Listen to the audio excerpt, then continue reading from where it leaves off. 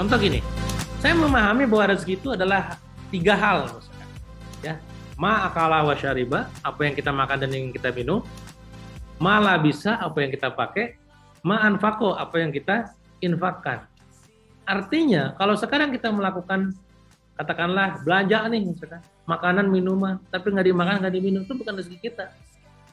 Kita punya baju banyak di lemari, nggak pernah dipakai. Punya mobil 2, punya motor 2, nggak pernah dipakai, bukan rezeki kita. Ya. Nah, maka supaya jadi rezeki gimana? Ya disedekahkan, infakkan, gitu kan. Nah, sama termasuk juga konsep rezeki yang lain. Contoh, apa itu, Kang? Strategi bisa di copy. Rezeki tak bisa dipaste.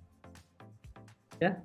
Strategi kita ditiru sama kompetitor, ya, dia juga bikin booth, dia bikin promo harga diskon, dia bikin lokasinya deket-deket kita, misalkan. Wah, persis pokoknya mas strateginya di copy gitu ya. Tapi ingat, dalam mindset kita, rezeki gak akan bisa di-paste. Itulah kenapa ada orang yang melakukan hal yang serupa sama persis, kok hasilnya beda ya, kok hasilnya kayaknya berbeda jauh gitu kan. Karena tidak bisa mempaste rezeki, itu gak bisa. Itu ranahnya yang ada di atas gitu. Kita mah hanya bisa meniru apa yang dilakukan di permukaan. Nah, ketika kawan-kawan semua memiliki mindset seperti ini, maka tak ada lagi cerita ibaratnya gini, aduh, market gue diambil kompetitor. Memang secara real demikian, tapi bukan berarti rezekinya diambil. Ya, saya sering bilang untuk para agent saya pribadi, distributor, dengan pemahaman seperti ini, akhirnya pikirannya lebih tenang, lebih damai. Ya, tapi kan tetap aja kan kompetitor ngambil. Ya, gimana caranya supaya kita bisa memberikan servis lebih baik lagi, bisa mendapatkan atensi lebih banyak lagi dari mereka, sehingga mereka tetap loyal ke brand kita. Itu nomor 1. Jadi tetap posisinya adalah strategi bisa di copy, rezeki tidak bisa dipaste. Itu contoh adalah mindset yang perlu kita tanamkan. Kedua, rezeki sudah tertakar, tak mungkin tertukar. Ya, ini penting kawan-kawan semua. Saya kadang kalau bikin perusahaan gitu ya, pada saat timnya ini udah pintar, ada kalanya si tim ini udah keluar, bikin perusahaan sejenis. Itu kan yang asem kayak begitu ya. Atau katakanlah bahkan Anda sendiri gitu ya, bikin perusahaan gitu ya, terus tiba-tiba katakanlah anak buah Anda sendiri tiba-tiba bikin yang sejenis, kan asemnya kayak begitu ya. Tapi ingat, ketika pun itu melakukan, terjadi demikian, ingat, rezeki sudah tertakar, tak mungkin tertukar dan terbawa oleh karyawan Anda. Kebayang kalau kita punya mindset seperti ini, kawan-kawan. Seberat apapun persaingannya, kita tetap damai dalam pikiran, oh gak apa-apa, tenang aja gitu. Saya sekarang persaingan, saya industri menciptakan kompetitor kalau saya apalagi.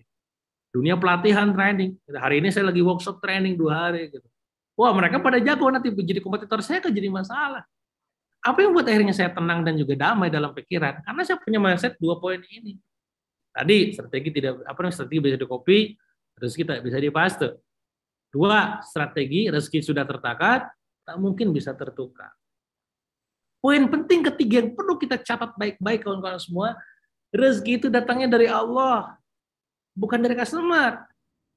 Ya, sekilas kayak mencintai, mendewakan, mendewakan customer. Customer saya ini harus diservis. Ingat, rezeki itu Allah yang datangkan. Wasilahnya lewat customer. Jadi ketika misalkan kita melakukan sebuah ikhtiar, meningkatkan konversi penjualan closing, secamik apapun ke customer misalkan, ya kalau memang bukan rezekinya ya kan tetap aja nggak closing. Sama kayak misalkan ketika ada kompetitor, mau narik nih misalkan, kalau bukan rezekinya kita gitu ya kan tetap ketarik, atau sebaliknya, kalau memang udah rezekinya kita, segila apapun kompetitor melakukan sebuah akuisisi, akan tetap jadi customer kita. Nah, maka sekali lagi, mindset ini yang perlu kita tanamkan dalam pikiran kita. Ya, supaya apa? Supaya kita bisa tetap tangguh dalam kondisi susah sekalipun, dalam sulit sekalipun. Memahami konsep rezeki yang tepat akan melapangkan rezeki secara tidak sadar, kawan-kawan. Ini adalah faktor non-teknisnya. Itulah kenapa banyak orang yang pada saat dia kondisinya itu adalah menerima, wah itu kebaikan datang